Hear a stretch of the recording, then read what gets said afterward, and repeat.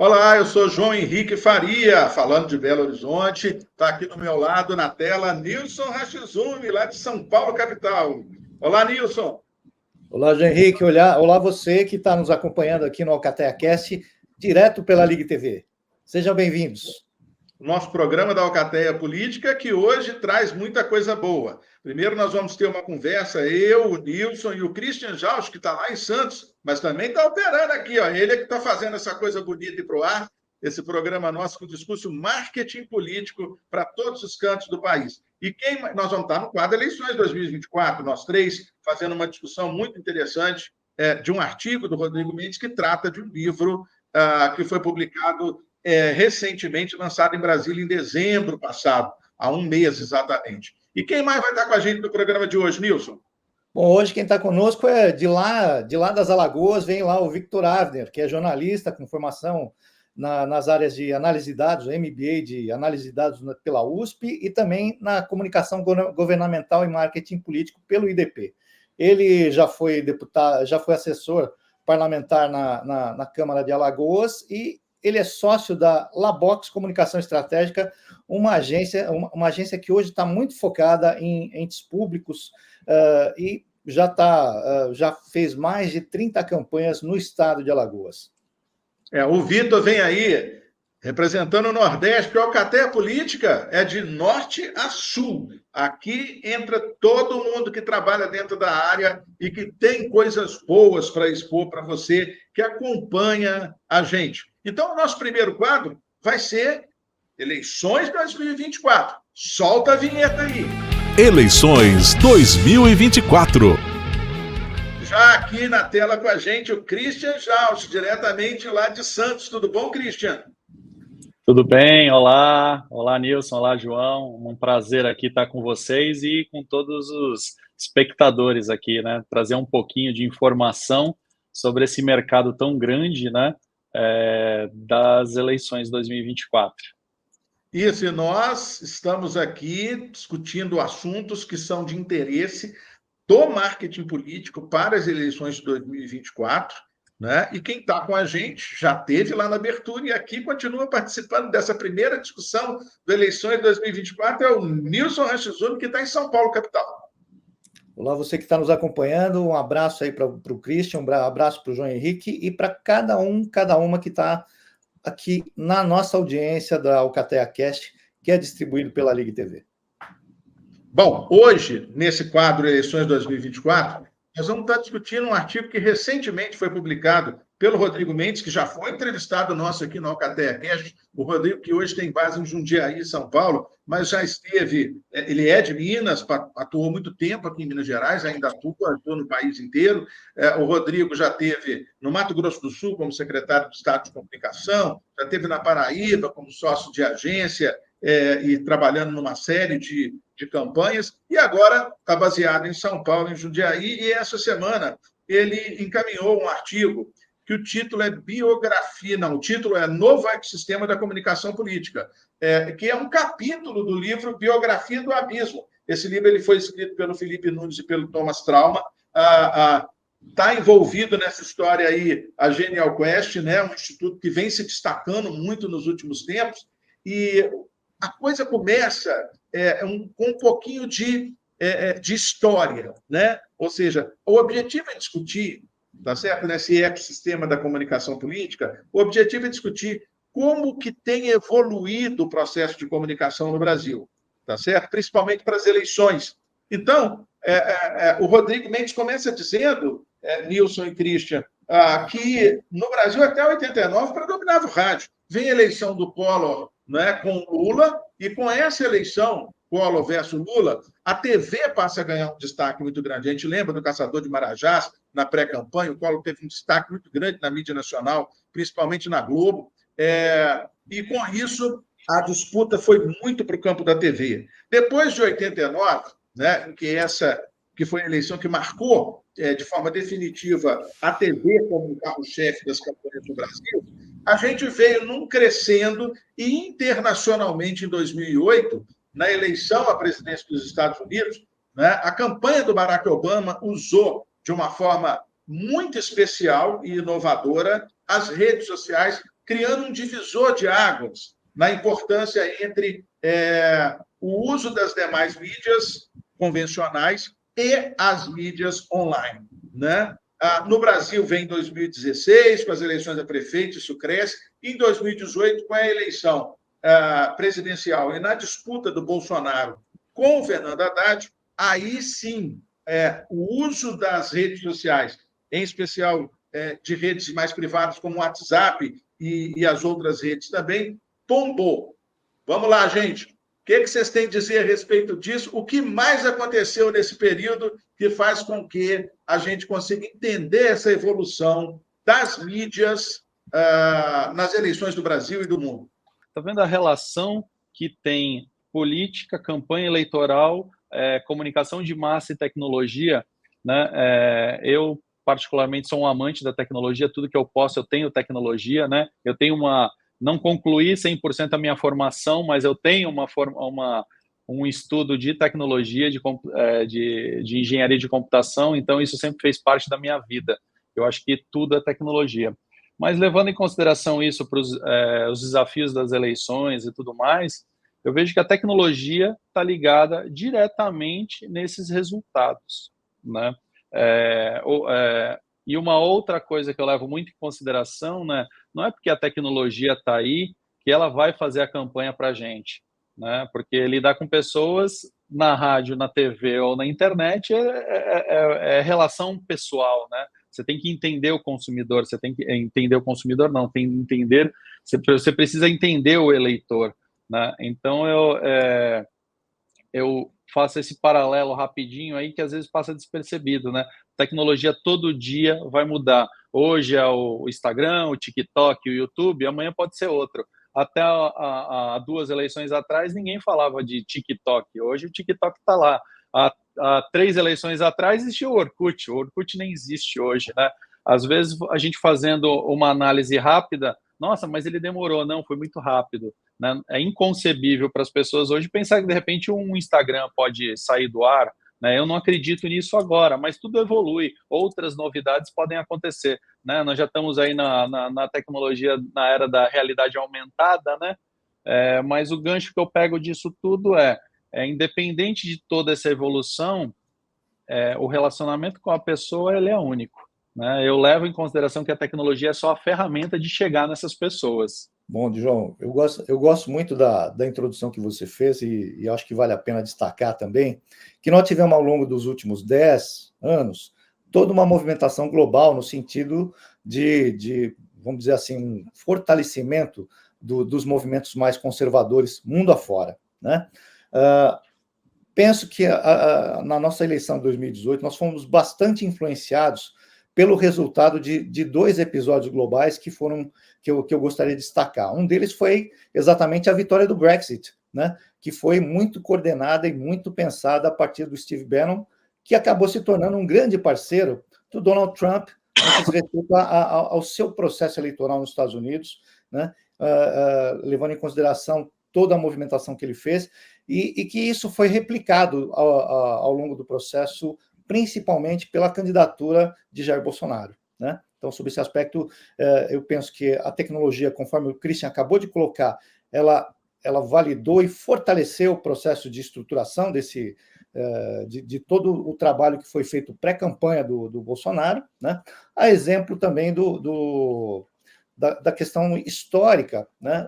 Onde a gente também precisa destacar que a televisão foi hegemônica durante muito tempo, né? No sentido de falar com consumidores, e hoje, né, dado o avanço tecnológico, a ampliação de acesso à internet e assim por diante, naturalmente a gente passou a ter mais gente consumindo conteúdo importante, mesmo ele não sendo necessariamente verdadeiro, né? Então, acho que é importante ter em perspectiva também esses 2 elementos que se juntam à sua análise. Ainda eu puxo 2 ganchos aí, né? O primeiro, quando o Nilson lembrou do Brexit, a tecnologia foi fundamental ali. Quem teve a oportunidade de assistir o filme Brexit, né?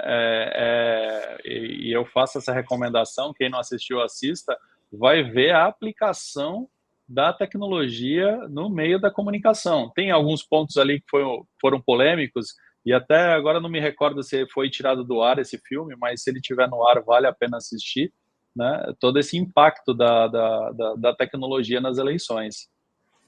E o segundo gancho que eu puxo João, nós estamos num país com um tamanho enorme, né?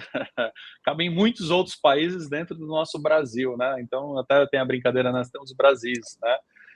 Mas eu levo em consideração, por ser um amante da tecnologia, gostar, entender e estudar muito, que ainda tem muita gente distante dessa realidade, né? Tem muitos rincões ali que as pessoas não têm esse acesso. E também é um dos pontos, né, João, do artigo e algumas informações da biografia do livro Biografia do Abismo, né? Exatamente, é nisso que a gente vai entrar um pouco mais agora. Quer dizer, o Felipe Nunes e o Thomas Trauma, que são tratados nesse artigo do Rodrigo Mendes, em função do livro lançado por eles, né, que foi em dezembro do ano passado, em Brasília. Tem até uma foto aí do Rodrigo, não sei se vai dar para colocar no dia do lançamento, esse cara de barba aí segurando o óculos, se der para colocar vai ser excelente. E a capa do livro também, seria bom a gente mostrar aí a capa do livro, né? Eles trazem dados que são extremamente interessantes, que a Genial Quest fez pesquisas em 2023 para poder estudar isso. E o primeiro deles é que a TV continua, e eu quero colocar isso em discussão, a TV continua tendo uma grande importância como fonte de informação política para 37% da população brasileira. Isso é pesquisa nacional. Mas, separadamente, TV, rede social e internet nas outras plataformas, sites, blogs e portais, você tem 37, 28 e 12. E eu queria que vocês falassem um pouquinho a respeito disso, ou seja, dessa ainda predominância da TV e de um certo empate, né, no momento em que se soma a rede social com as outras ações de internet. Bom, os autores são muito felizes no que diz respeito a fazer esse relato, né? Porque, afinal de contas, conforme eu tinha comentado ainda há pouco, a televisão, de um modo geral, sempre foi, durante muito tempo, foi hegemônica no sentido de levar informação, né? Agora, é óbvio que, levando em consideração os avanços da tecnologia e mesmo o processo de inclusão das pessoas, né, em relação às redes sociais, acesso à internet, né, naturalmente fez com que a gente tivesse outros canais, outras alternativas, né? Penso que está se cristalizando também uma outra questão que eu acho bastante relevante, né, que as pessoas que se informam prioritariamente pela televisão são elas as pessoas de maior idade, né, gente de uma faixa etária mais alta, né, com uma experiência diferente e que não necessariamente ainda conseguiram ingressar no processo de consumo de conteúdos via internet de uma maneira muito apropriada. Tanto é que, complementando a informação que vem do livro e que está relatado pelo artigo, né, a gente sabe que tem muita gente de faixa etária mais alta que consome notícia apenas e tão somente, por exemplo, nos canais ligados ao Grupo Meta, né, ou de outra maneira também, de alguma maneira ligado ao Alphabet, né, que seriam, no caso, o Google e o YouTube, que são dois buscadores fora de questão, né? Então, nessa perspectiva, me preocupa, primeiro, né, o fato de que tem muita gente consumindo um perfil de notícia que não necessariamente é verdadeiro, levando em consideração que veículos de comunicação, de um modo geral, também se multiplicaram com o ingresso da internet e nem todos eles têm o que a gente pode dizer, a prática cotidiana do jornalismo, que é de produção, de checagem, de avaliação antes de soltar a notícia propriamente, né? Então, tem muita gente comprando notícia falsa, achando que tá se informando efetivamente, né? Então, acho que vale destacar. Christian. E um outro ponto também, né, nessa análise, né, retomando um pouquinho que eu falei, o tamanho do Brasil, né, essa é uma análise do país inteiro, né, e a gente sempre tem, né, nós sabemos que o desafio numa campanha eleitoral é fazer uma projeção dessa análise no território que a gente está trabalhando, porque às vezes você está trabalhando numa região rica, que você vai ter a internet como carro-chefe e com uma realidade de tamanho diferente dessa, né? Foi interessante isso que você disse aí a respeito de... eu, por exemplo, sou um consumidor de internet, de uma forma geral, redes sociais, etc. E eu vou consumir aquela informação ali no WhatsApp, seja lá onde for, e depois também vou olhar aqui como que aquilo está nos outros lugares, inclusive na televisão. Houve um momento dentro da política brasileira que era assim, exatamente nessa ordem. Eu ouço no rádio, eu confirmo na TV e eu acredito quando sai no impresso. Houve um momento na política brasileira que a coisa funcionava assim. Hoje, ela já funciona internet ou redes, internet/redes, televisão. Tá certo? Funciona dessa forma. A confirmação ela é buscada em alguns momentos via televisão. Então, isso aí é muito curioso. Uma coisa que o Nilson falou, e que eu gostaria de lançar agora, e quero começar pelo Christian e depois ir para o Nilson, é que a Quest também, numa pesquisa feita em agosto de 2023, e que está lá no livro, né, relatada no livro, ela mostra, pelas pesquisas dela, que esse público considerado jovem, de 16 a 34 anos, 45% usam as redes sociais. Apesar de 37% lá no dado nacional mostrarem que a TV tem aquela força e 28% as redes, de 16 a 34 anos, 45% as redes e 12% sites portáteis, isso dá 57%.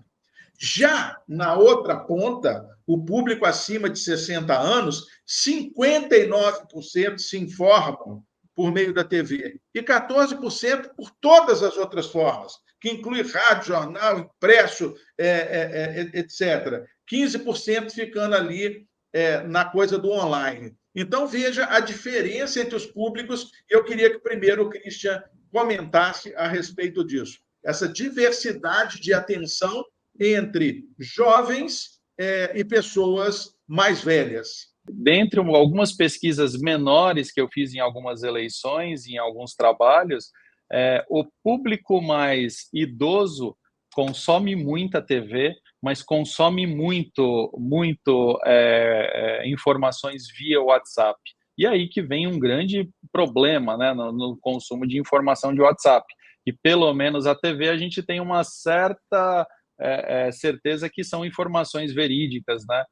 Eu entraria um pouquinho nesse ponto. E aí, entrando no teu questionamento, que é a pessoa mais velha com a TV, né?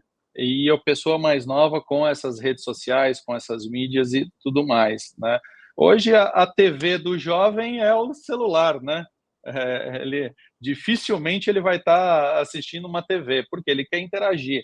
Aí a linguagem diferente, né? Isso é muito claro para mim, até nas análises de redes sociais, quando a gente constrói conteúdo para rede, um conteúdo para Instagram é diferente do conteúdo para o Facebook. Fica fácil. Ô, Nilson, antes de entrar no seu comentário e respondendo ao Christian sobre a questão da pesquisa Genial Quest e do WhatsApp, eles falaram sim, e no artigo do Rodrigo Mendes, logo em seguida ele fala sobre isso. O WhatsApp é a rede mais utilizada pelos brasileiros com mais de 16 anos, ou seja, aqueles que estão em fase eleitoral, né, que podem se inscrever eleitoralmente, 90% utilizam o WhatsApp. Na sequência, YouTube 73%, Facebook 66%, Instagram 65%, TikTok já com 40%, Quai 23%, Telegram 18%, e o Twitter, que é o X hoje, né, 15%. Comenta isso aí, Nilson, essa predominância do WhatsApp, seguidas do YouTube, Facebook e Instagram. Bom, João Henrique, eu vou te dizer, o WhatsApp tornou-se o principal comunicador, né, o principal mensageiro, né, da população brasileira, né? Haja visto a quantidade hoje já de celulares por habitante, que já supera a marca o brasileiro já tem praticamente o segundo celular, né? Todos eles conectados. Muita gente se informa através do do mensageiro WhatsApp, e mais do que tudo, ele acabou sendo rapidamente integrado ao ecossistema de informação, na medida em que a Meta conseguiu fazer justamente uma amarração entre aquilo que já são as plataformas Facebook e Instagram, junto com esse mensageiro, que potencializou demais a possibilidade de mobilização, distribuição e conexão das pessoas, né?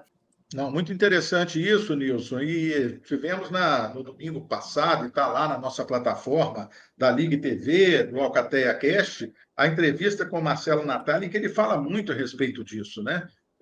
Então, é muito interessante também para os nossos amigos que estão assistindo aqui reverem lá a entrevista com o Marcelo Natali, que trabalha essas questões. Christian, queria lançar para você um outro dado que o Rodrigo lança no artigo, mas que não está lá no livro dos meninos, mas que é um dado importante, de uma pesquisa do Instituto Locomotiva em 2021, está relativamente recente, 2 anos, que haviam 34 milhões de brasileiros desconectados e 86,6 milhões que não conseguiam se conectar todos os dias. Você falou a respeito disso aí, pessoas que não conseguem ter acesso pleno, né? No Brasil, predominava em 2021, isso pode ter diminuído um pouco, mas não deve ter sido tão significativo, os desconectados. 44,8 milhões parcialmente conectados e 41,8 milhões subconectados. Isso daí é uma loucura também, né? João, isso é realmente uma loucura. Quando você tem contato a esses dados, você vê um universo muito grande, muito maior que muitos municípios, muitas cidades, né? Se você concentrar essas pessoas. E aí vem novamente os desafios de uma campanha, né? Onde você tem uma comunicação para o meio digital, mas você tem que ter a comunicação pensando nessas pessoas também, né? Em como chegar, é o porta a porta, é pensar na questão do evento, porque eu acredito que vocês já tenham passado por isso, que às vezes vai conversar com um candidato lá, ele fala, não, vamos fazer minhas campanhas nas redes. E esquece desse dado.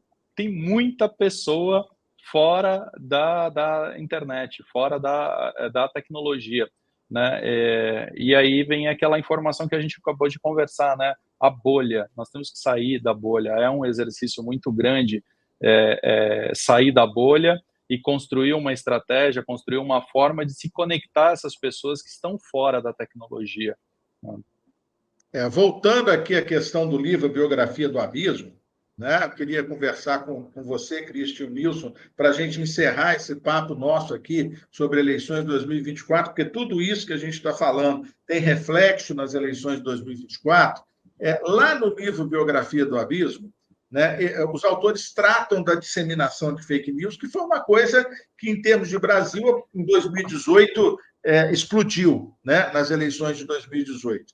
E é um momento em que eles lançam 2 informações aqui, e eu queria ir direto para elas, que existe também uma pesquisa, comparando aí o dado do livro com a pesquisa do IDEC Locomotiva. Nessa pesquisa do IDEC Locomotiva, 49% dos brasileiros das classes CDE, eles deixaram de buscar notícias por falta de acesso à internet, os desconectados lá. E 40% deixaram de pesquisar se uma informação era fake news. É muita coisa. A classe CDE é gigante. É majoritariamente o público nacional. A classe AB é pequenininha, tá certo? Os privilegiados, a elite brasileira econômica e cultural, ela é pequena, né? E a classe CDE alavanca a grande maioria, podemos dizer que quase 90% da população brasileira está incluída aqui nessas classes CDE.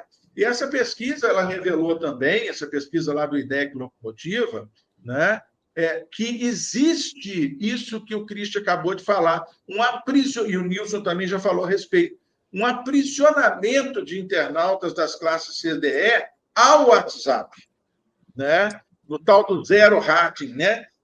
O acesso patrocinado da internet móvel, e que esse acesso patrocinado ele acaba contribuindo para a disseminação de desinformação. E aí eu queria, para a gente poder fechar esse nosso quadro de hoje, que vocês comentassem sobre isso. Vai lá, Nilson.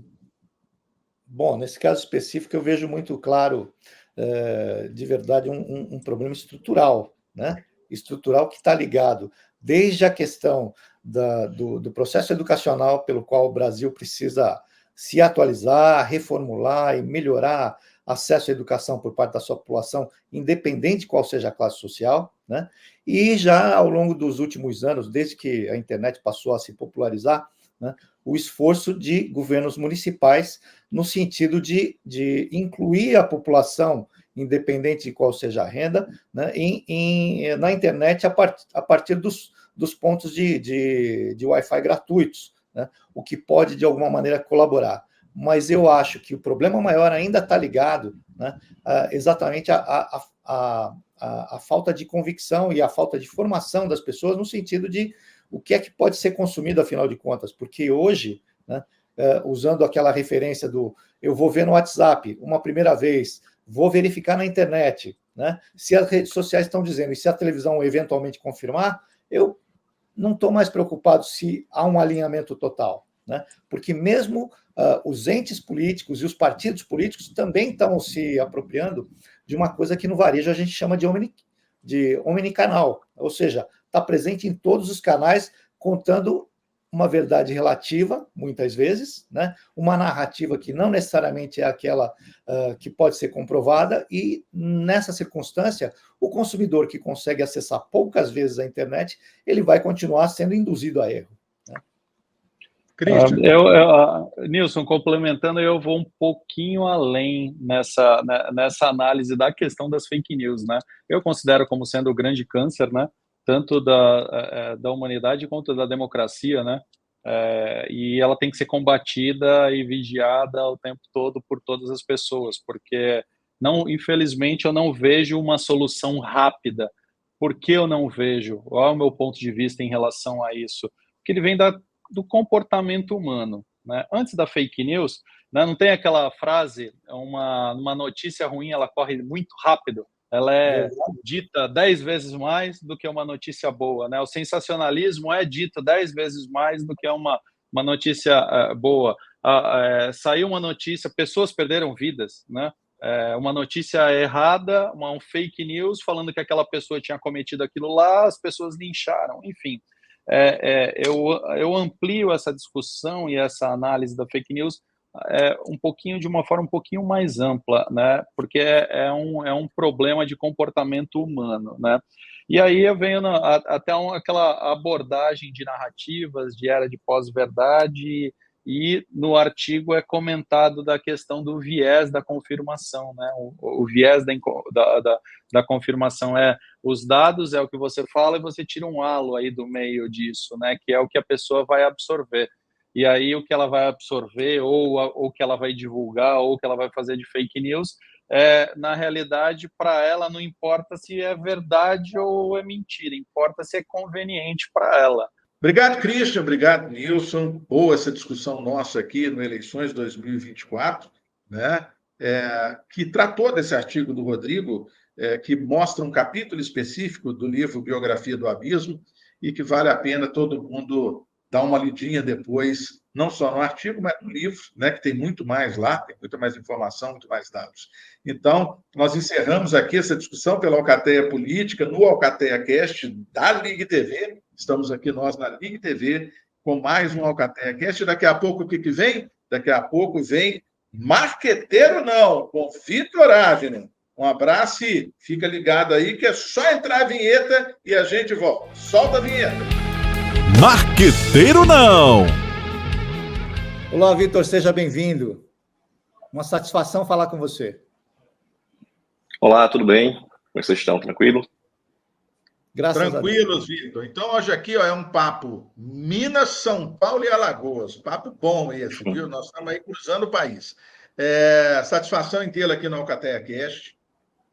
Conta um pouquinho mais para a gente, Vitor, sobre a sua trajetória aí nas Alagoas e a questão da política dentro da sua ação como empresário. Eu sou jornalista por formação, né? E sempre fui ligado, sempre trabalhei na área. Até como jornalista, eu trabalhava em jornal, trabalhava na área política, né? E aí, em 2008, né, comecei de fato a assessorar um deputado, assessorar, fazer alguns trabalhos, e fui entrando cada vez mais, né? Então, em 2010, teve uma eleição aqui para governador, fui chamado para trabalhar na equipe de jornalismo dessa eleição para governador, e aí eu disse, não, acho que é isso que eu quero continuar fazendo mesmo, né? E aí, enfim, a gente foi seguindo a vida, né? 2012, tivemos eleições, eu estava como deputado, né? Eu estava trabalhando até na Câmara, em Brasília, na Câmara dos Deputados, e a gente rodou Alagoas inteira, né? Fizemos, fazendo era campanha do prefeito, né? Mas como esse deputado apoiava vários prefeitos, né? A gente rodou Alagoas inteira, apoiando, né? Participando das atividades, enfim. E isso foi abrindo um caminho para mim, abrindo um leque. E aí, em 2013, entro na Labox, que é a empresa que hoje eu sou também um dos sócios, né? Somos 2 sócios. E aí, disse, não, vamos pegar essa agência que trabalha com o setor privado e vamos focar mais nela no setor público. Já que eu tenho experiência no setor público, já que meu sócio também tem experiência no setor público, vamos continuar com o trabalho privado, beleza, mas vamos reduzir um pouquinho, vamos focar mais naquilo que a gente está fazendo de melhor. E aí foi, ao longo desses 10 anos aí, hoje completando já 11 anos que a gente está dentro da agência, a gente trazendo ela cada vez mais para o setor público, participando de concorrências, vencendo concorrências e também em outros caminhos fazendo eleições, né, fazendo campanha de alguns clientes. Como é que a equipe está dividida hoje, Victor? Imagino que você deva ter times específicos para atender iniciativa privada e outros específicos para atender essas contas públicas. E dentro do universo de contas públicas, imagino também que tenham também aqueles que já são mandatários e outros que vão buscar uma situação de eleição, né? Como é que tem sido isso para vocês? A gente faz 2 separações aqui. Na realidade, hoje, os nossos clientes públicos são a grande maioria, né? A grande maioria. Mais de 90% da agência está voltada ao cliente público. A gente acabou que, no decorrer dessa caminhada, a gente percebe que assim, a gente pode entregar mais para aquele que a gente já tem um conhecimento maior, né? Não adianta eu querer concorrer com uma agência que já lida com construtoras. Não, meu foco é público. Meu foco é trabalhar política, trabalhar gestão, né? Auxiliar na gestão, fazer um planejamento estratégico para a gestão. Então, a gente acabou deixando isso um pouquinho do lado. A gente trabalhava recentemente com alguns clientes privados, mas que até a atividade deles era mais uma atividade pública. Então, a gente trabalhava com uma concessionária de água, uma concessionária de saneamento, né? Então, acaba que esses clientes privados também tinham um perfil muito similar a um cliente público, porque eles precisavam comunicar com a população em geral, né? Não com um nicho específico de mercado, mas com a população em geral, que é justamente o que um político, né? Uma prefeitura, uma câmara municipal precisa fazer, né? Precisa comunicar com a população em geral. Então, acaba que hoje a nossa equipe está mais voltada para isso mesmo. É uma equipe única, a gente tem aqui 20 pessoas na agência trabalhando conosco, todas elas voltadas para esse trabalho, né? Para poder entregar a mensagem para a população em geral, né? A gente tenta especializar a nossa equipe nisso, né? Fazer com que a nossa equipe seja e compreenda que a importância da comunicação para o público como um todo. Não focar apenas num público específico, mas entregar a mensagem para todo mundo. Afinal de contas, se um prefeito foi eleito lá, né, um prefeito de esquerda, foi eleito numa cidade, digamos, ele vai ter que gerir a cidade para a esquerda e para a direita. Ele vai focar para o público inteiro. Se ele foi eleito com a maioria evangélica, ele vai ter que dirigir a cidade também para quem é católico, para quem é budista, para qualquer religião. Então, a gente tem a nossa estratégia fazer a mensagem chegar o máximo possível para todo mundo. Então, aí acaba tendo, em primeiro lugar, uma equipe muito boa, né? Um número muito bom aí de pessoas dentro do seu time. Muito bacana isso. Várias contas, né? Então, o governamental predominando num determinado momento, mas esse ano é o ano de eleitoral, né? E aí, no ano de eleitoral, a gente tem 2 máximas que estão aí predominando. Uma é a reeleição, ela tem sido muito mais presente do que o espaço para oposições. Então, na eleição de 2020 foi 63% de reeleição. A média nas últimas 6 eleições, 57% de reeleição. Então, assim, esse é um quadro. Então, isso de alguma forma favorece, né? Agora, por um lado, se para a comunicação governamental essa mídia ela é mais geral num determinado momento, falando em cidades, apesar de ter uma distribuição específica para públicos em alguns momentos, na eleição a coisa inverte, né? Na eleição, a comunicação ela tem que ser mais segmentada e direcionada para públicos. E aí, como é que vocês se preparam e como é que vocês atuam dentro disso? E aí, vamos lá. Quando chega na eleição, a gente muda um pouquinho. Não tem como ficar nesse ritmo aqui, né? Até porque os clientes continuam funcionando, né? As prefeituras continuam funcionando. Tem, claro, uma limitação da legislação eleitoral que manda aqui em julho, né? Até o final de junho a gente pode comunicar. Virou para julho, a gente já não pode comunicar. Tem uma limitação. Mas os serviços continuam funcionando, né? Os serviços de comunicação continuam funcionando. Então, para eleições, a gente sempre traz mais gente, né? A gente não consegue pegar só esse pessoal daqui, né? A gente faz eleição normalmente para 10, 15 lugares diferentes, né? A gente não pega só um cliente, não pega dois, não. A gente faz para vários lugares de uma vez só. Então, assim, a gente tem que trazer mais gente de fora, né? Então, a gente amplia a nossa equipe aqui, amplia bastante, às vezes é o dobro de pessoas, né? Trago outras equipes que eu não tenho aqui. Na agência eu não disponho, por exemplo, de produtora. Produtoras são parceiros nossos, né? No dia a dia, né? No dia a dia, uma produtora de vídeo é um parceiro da agência, né? Para poder fazer o serviço com nossos clientes. Na eleição, não. Na eleição, a produtora tem que estar dentro da casa, né? Numa eleição, a produtora tem que estar aqui dentro, funcionando, né? Junto. Então, a gente tem esse grande acréscimo, né? De equipe, para poder justamente ir além, né? A gente trabalhar a reeleição das pessoas, mas também enfrentar essa barreira, né, de pegar um candidato novo, né, uma pessoa lá que não está disputando um mandato ainda, e que nunca disputou um mandato ainda, que não está em um mandato e que vai disputar um mandato. Isso aí exige um trabalho muito maior, né? E, claro, não é um trabalho que vai começar lá em agosto, não. É um trabalho que já tem que ter começado, né? Já tem que ter criado a reputação um pouquinho de antes, né? E isso aí, enfim, a gente vai ampliando a equipe de acordo com a demanda, para quando chegar na eleição, a gente tá tudo alinhado, tudo afinado, tudo fluindo, né, para que aquele cliente, né, para que aquela pessoa possa se apresentar, de fato, né, possa ser reconhecido pelo eleitorado, pela cidade, né, nos lugares onde ele vai andar. Aqui em Alagoas a gente tem uma... Oi. Oi, desculpa, pode completar. Eu entendi, eu achei que você tinha parado. Não, sem problema. Aqui em Alagoas a gente tem uma situaçãozinha, eu acho que também se repete por todo o Brasil, são 5.000 municípios, se repete por todo o Brasil. A gente tem cidades que têm muitos habitantes, cidades que têm quase nenhum habitante, né? Mas aqui no estado de Alagoas, a gente tem Maceió, praticamente metade da população. Alagoas você tem 3 milhões de habitantes, Maceió tem 1.200.000 habitantes. Então, 1.800 está distribuído pelo resto do estado. A segunda cidade maior de Alagoas, que era Arapiraca, tem 250.000 habitantes.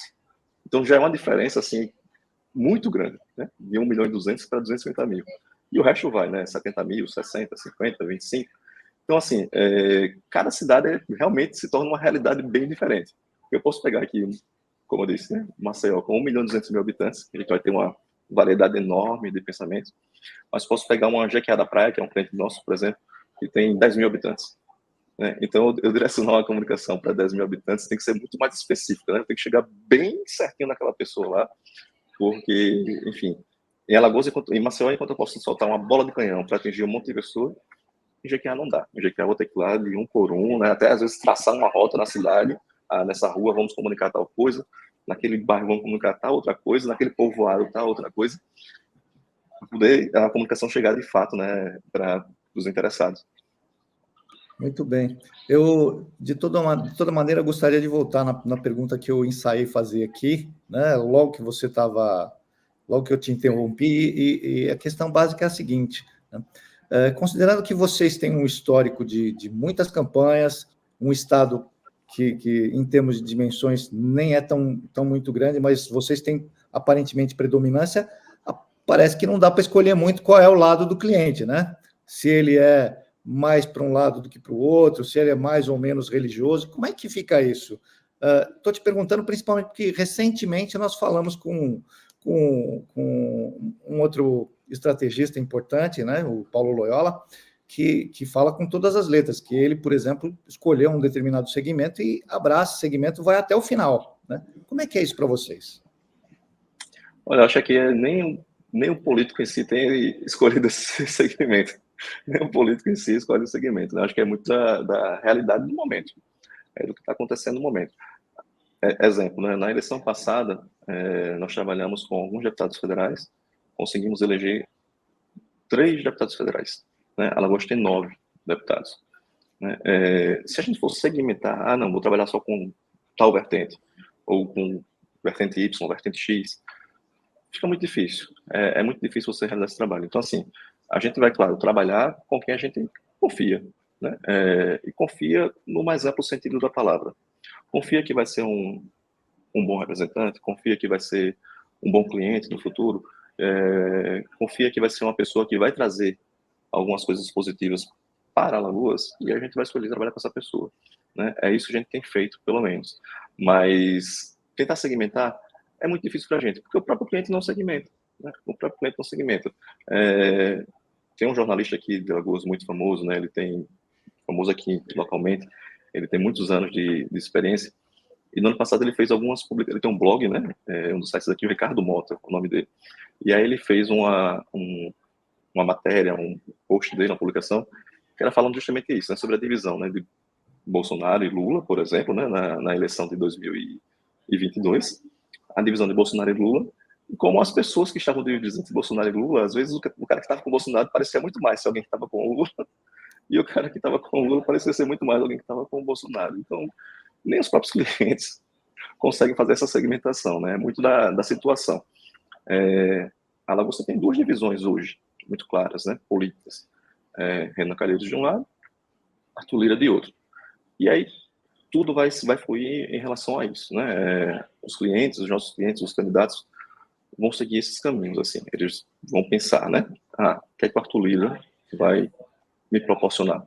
O que é que uma aliança com Renan Calheiros vai me proporcionar? Então, acaba que vai fugir muito dessa dicotomia de esquerda-direita, de católicos evangélicos, de, enfim, LGBT ou não, e vai mais por essa questão mesmo, política, que particularmente acredito até que é melhor, sinceramente eu achei até melhor para a representação política, porque você tem uma diversidade maior de pensamento, né? Você consegue ver as pessoas aí de todos os setores, de todas as segmentações sendo representadas, né? Acho que isso é mais positivo do que você pegar assim e ter vai ter só gente da vertente X no Congresso, vai ter só gente da vertente Y no Congresso. Mas a sociedade não é composta só por X e Y, né? X ou Y, é composta por X e Y, né? Então tem que ter as duas representações, independente do que a gente pensa pessoalmente, das nossas convicções pessoais. Ô, Vitor, complementando uma coisa que você disse lá atrás, uma coisa por ti antes de eu fazer a pergunta que eu quero fazer mesmo. Segundo turno, só Maceió? Só Maceió. Segundo turno, só Maceió. Então isso daí já é uma definição. Por exemplo, na Paraíba tem João Pessoa e Campina, né? Aí depois cai para Santa Rita, são 100 e poucos mil habitantes só. Então, assim, também lá são só duas. Então, isso é uma característica de alguns estados, mesmo do Nordeste, uma concentração muito grande na capital, né? Agora, a pergunta que eu queria te fazer. Eu tenho um amigo daí, o Guilherme Lamen, jornalista, né? Ele tem o sobrenome Calheiros também, mas ele gosta de usar Guilherme. Amigo nosso. Guilherme é uma figura fantástica, ele fez a campanha de governador do Zé Maranhão comigo em 2018 lá na Paraíba, e ele na época dizia o seguinte, foi um pouquinho diferente do que você falou hoje, quer dizer, em 6 anos talvez a coisa tenha mudado um pouco. Ele dizia que aí as prefeituras se dividiam em 3 grupos, né, que eram 3 grandes grupos políticos, e você está me falando que hoje 2 grandes grupos políticos é que se alinharam. Qual foi o terceiro grupo que ficou de fora e hoje juntou com quem? Foi o Collor? Mas eu já ia perguntar qual era o terceiro grupo também. Porque, na verdade, isso é muito mutável, né? O Guilherme é um grande amigo. A gente já fizemos até vários trabalhos juntos. Assim, é muito mutável. Isso vem de muitos anos atrás, né? Você tinha, antigamente, lá atrás mesmo, no começo da década de 90, você tinha 2 grupos. O grupo do Fernando Collor e o grupo do Renan Calheiros e Theo Vilela, por exemplo. Eram esses 2 grupos juntos, né? Renan Calheiros e Theo Vilela. Passou um tempo, viraram oposição. Então ficou Renan Calheiros de um lado, Theo Vilela do outro, né? E o Collor ficou no ostracismo, né? Até pela questão do impeachment dele e tudo mais. Sim. Quando o Collor voltou, ele não conseguiu formar um grupo. O Collor não tem um grupo, por exemplo, né? Ele tem o nome do Collor, né, que consegue toda eleição ter 30% dos votos, mas que vem caindo, né? Nos últimos anos vem caindo. Uma consideração que eu faço é que eu acho que o eleitorado dele é um eleitorado mais velho, né? E por ser um eleitorado mais velho, normal que com o tempo vá caindo, né? Baixa Tanto é que ele não celestial. conseguiu. Oi? Vira baixa celestial. Então, enfim, tanto é que Nelton Melissani não conseguiu, né, se reeleger mais e, enfim, novamente saiu da política, né? Então, assim, ficou Theo Vilela e Renan Calheiros, né? E os outros nomes que vão surgindo acabam entrando nesse grupo também. Então, você teve por um tempo Ronaldo Lessa, que foi um governador de 2 mandatos, anterior ao Teotônio Vilela, que foi governador em Alagoas também. Ronaldo Lessa conseguiu criar uma força política, né? Mas depois que ele deixou o mandato, caiu muito. E hoje Ronaldo Lessa faz parte do grupo do Renan Calheiros. Então acaba que sempre fica em Alagoas 2 grupos. Um terceiro tenta chegar, mas o normal é que quando esse terceiro chegar, ele vai entrar para algum lugar, né? Ou vai se sobressair em um lugar. Exato. Então, por exemplo, em 2010, né, que foi a reeleição do Teotônio Vilela, governador, surgiu um senador novo, né, em Alagoas, que era Benedito de Lira. Benedito de Lira foi eleito no lugar da Heloísa Helena, né? Tomou uma vaga que Heloísa Helena teria, né, se fosse reeleita. Benedito de Lira é o pai do Arthur Lira, né? Então, acabou que ele conseguiu ser eleito, né, senador, e depois o filho dele, né, conseguiu também ter uma projeção nacional, né, deputado federal, tudo mais. E hoje, Theo Vilela está sem mandato, acaba que o Arthur Lira, o grupo do Arthur Lira, se sobrepôs, né? Então você tem o Arthur Lira como um dos principais grupos políticos e Renan Calheiros continua, né, do outro lado, né? Então, assim, saiu o Theo, que eu estava dizendo, né? Saiu o Theo para poder entrar o Arthur Lira, né? Então fica sempre nesses 2 polos. Sempre que tem uma terceira via, que tem uma terceira opção, ela vai acabar mesclando para algum lugar, né? Ou a outra, a segunda opção, vai se mesclar a ela, né? Alagoas é tradicionalmente 2 polos. Mas, há muitos anos isso está posto em Alagoas. Que coisa interessante. Essa polarização, ela acontece no Estado e, de um modo geral, acaba se reverberando um pouco para fora também, né? E você e a sua agência, diante dessa polarização, como é que vocês ficam? Abraça todo mundo? Ou escolhe um pedaço? Não, a gente tenta ser sempre assim, vamos lá, a gente tenta ser sempre o mais profissional possível como agência, né? Eu vou estar aqui prestando meu serviço de agência. A gente tem 2 situações aqui. Uma a gente faz eleições e a segunda situação a gente atende o cliente público. Então, nem sempre o cliente que eu elegi, eu vou estar atendendo depois, porque vai depender da licitação. Pode ter uma licitação que eu não ganho, né? Assim como tem clientes que eu não atendi e tem uma licitação, eu ganho e estou lá atendendo depois. Aqui em Alagoas tem uma situação, aqui conosco, né? Tem uma situação que eu sempre trago ela, que foi, nós vencemos uma licitação, uma cidade vizinha de Maceió, Marechal Deodoro, tem 50 mil habitantes, 60 mil habitantes, mais ou menos. A gente venceu a licitação lá em 2015. Né? A eleição foi em 2016, né? Para prefeito. Então a gente venceu uma licitação finalzinho de 2015, em dezembro, mais ou menos, por aí. Trabalhamos 6 meses, porque em julho parou, né? A comunicação da prefeitura. E, enfim, a oposição ganhou. Quando a oposição ganhou, a gente conseguiu ainda renovar o contrato no final do ano, né? Dezembro. E aí fomos chamar uma reunião com o prefeito para apresentar o nosso trabalho, né? Prefeito, aqui, ó, nosso trabalho é isso. Então, a gente se manteve lá, né? Então, assim, eu trabalhei na gestão anterior, a oposição ganhou e a gente se manteve. Porque o prefeito viu que o nosso trabalho era um trabalho profissional, né? Não era um trabalho voltado por uma licitação, né? Estava em condição regular e houve confiança no trabalho empreendido. Exatamente. Então, assim, a gente tenta sempre ser o mais profissional possível. Perfeito. Né? Agora, é claro que se eu tiver acesso a informações privilegiadas de algum cliente, eu jamais vou poder trabalhar para quem vai ser o opositor dele.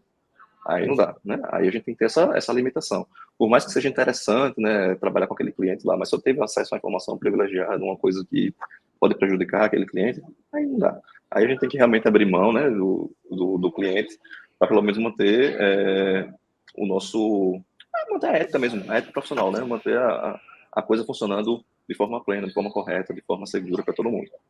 Perfeito. No nosso bate-papo aqui, no aquecimento, antes da gente começar a gravação do Alcateia Cast, você lançou uma informação que eu achei muito curiosa e muito importante, né? O fato de que as emissoras de TV de Alagoas, elas transmitem por estado inteiro. Isso cara, é um super degrau para as eleições de 2026, para quem está disputando agora em 2024. Com certeza, com certeza. Isso já foi em 2020, né? Na eleição de 2020 isso já aconteceu. Na eleição de 2020 aqui em Alagoas, aqui em Maceió, né? A gente teve 3 candidatos principais, né? Que foi JHC, que é o atual prefeito, Alfredo Gaspar de Mendonça e Davi Filho, né? Foi o nome dele aqui. Os 3 ficaram com mais ou menos 30% dos votos, né, na eleição. Foi diferença mínima, assim. O Alfredo Gaspar saiu, né, para o segundo turno em primeiro lugar com 30,5, digamos, não lembro exatamente o valor, né, 30,5. O JHC com 30,4, né, algo tipo assim, bem próximo, né. Não sei o número exato, estou chutando aqui, mas foi bem próximo disso. E o Davi Lavino não foi, mas ficou assim, com 28% dos votos. Então foi uma eleição bem parelha, né. Enfim, o JHC ganhou a eleição. Em 2022, você tem o JHC como o principal cabo eleitoral do estado, porque foi o prefeito de Maceió, né, que apareceu tudo que é canto. Alfredo Gaspar como um dos deputados mais votados, deputados federais mais votados. E o Davi Filho, ele disputou para senador. Não ganhou, perdeu para senador, mas tem uma votação assim altíssima, né? Perdeu para o Renan, que era o governador do estado, né, Renan Filho.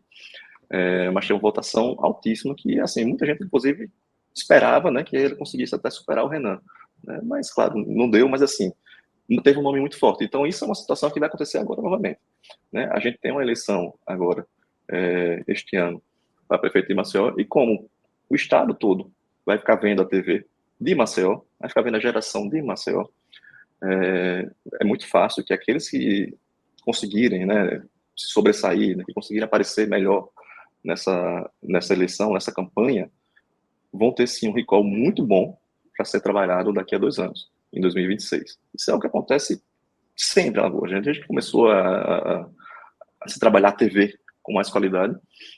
Isso é o que acontece sempre. Em 2010 mesmo, até na reeleição do governador Teotônio Vilela aqui, Maceió tinha um prefeito, Cícero Almeida, que estava super bem avaliado, assim, e o cara conseguia fazer material muito bom de TV. Teve que ter uma negociação política gigante para poder tirar ele da campanha, senão a reeleição do governador estava comprometida.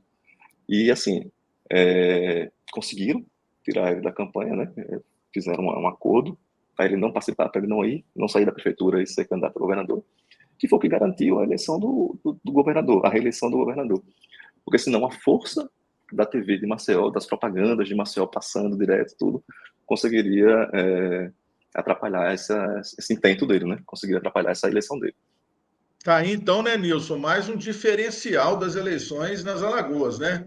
O fato de que Maceió referencia, né, o estado inteiro, né, por ter a campanha na TV e as TVs todas serem transmissoras e retransmissoras para o estado inteiro, né? Então, bem diferente de boa parte dos estados, né, Nilson? Isso aí faz a importância da TV nesse duelo hoje que existe entre mídia online e offline, né? Faz a importância da TV no estado de Alagoas ser ainda muito maior, né? É verdade. Principalmente, acaba sendo um diferencial, inclusive, para o ente político e para a própria agência de propaganda que leva a imagem desse ente político, né?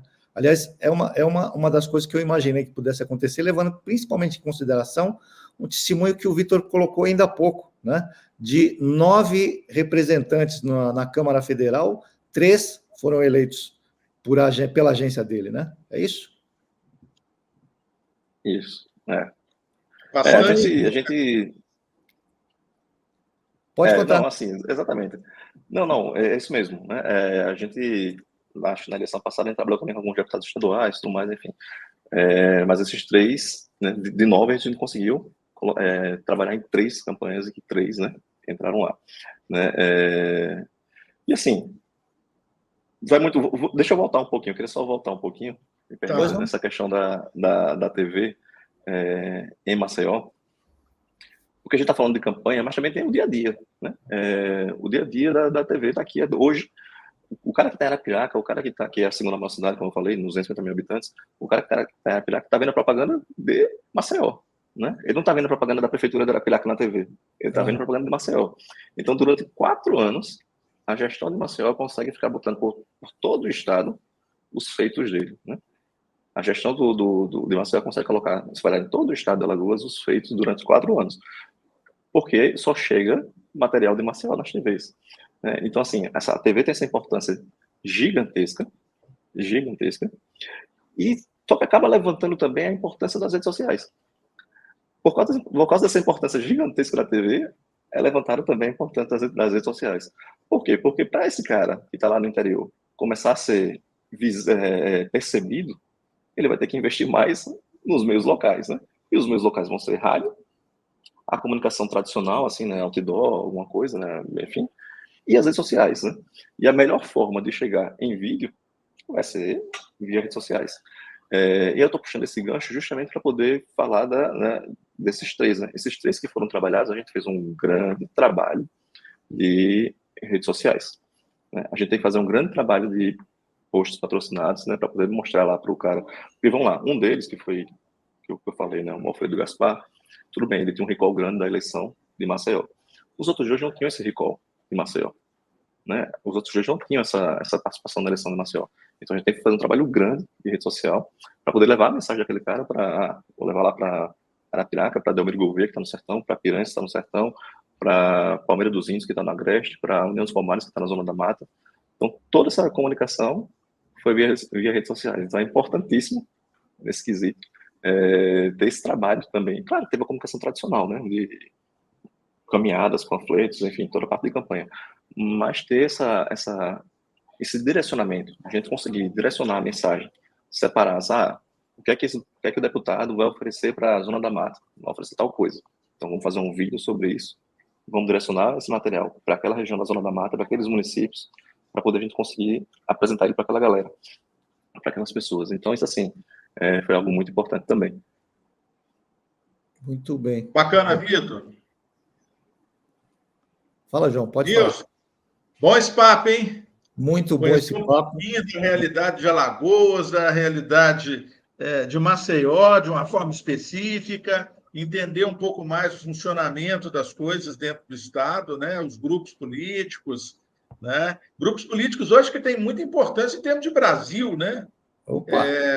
Se você for pensar, durante muitos governos, o Renan Calheiros esteve à frente do Senado, e durante esses últimos, o Lira tem tido uma importância fundamental. Lá atrás teve na nossa história política o Collor também, e se a gente for buscar, teve muito mais gente, né? Seguramente.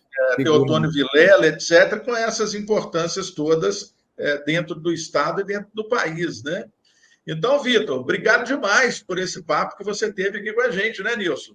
Muito obrigado, você foi muito generoso. Eu espero que você esteja em breve de volta aqui para conversar conosco, né? Eventualmente até para contar um pouco de como é que estão indo, como é que estão as movimentações para as eleições aí em Alagoas, né? Levando em consideração, é claro, que você provavelmente não vai poder falar um pouco sobre os seus candidatos, mas um quadro geral do cenário, né? Vai ser muito bom. Muito obrigado mais uma vez, né? Um grande abraço a você, Vitor. Uma satisfação. Agradeço vocês pela oportunidade aqui de estar falando, conversando um pouquinho também. E estou à disposição. Se for preciso, estou por aqui sempre. Muito beleza. A Alcateia Cast está aqui, sempre aberto para conhecer um pouquinho da realidade de cada canto do país. E Nordeste, então, quando aparece, a gente fica feliz, porque eu vou dizer uma coisa para você, viu? Fazer campanha no Nordeste é o trem vibrante que é, ou coisa boa que é fazer campanha no Nordeste, né? Vitor, obrigado demais, viu? Agora, para encerrar aquela nossa combinação. Né? Tá esquecendo, senhor. Ô, Vitor, vamos lá, no 3, então, hein? Vou contar até 3, na hora do 3, a gente solta aqui aquele grito nosso de marqueteiro, não. Atenção, 1, 2, 3. Marqueteiro, não. Vamos fazer de novo? Hora que ficou ensaiado. Eu vou fazer agora na regressiva, então. Vou fazer o 3, 2, 1. Atenção. 3, 2, 1. Marqueteiro não. Tá bom, tá bom. Muito grande bom. Abraço. Abraço, Vitor. Abraço, audiência. Valeu, pessoal. Alcateia Cast.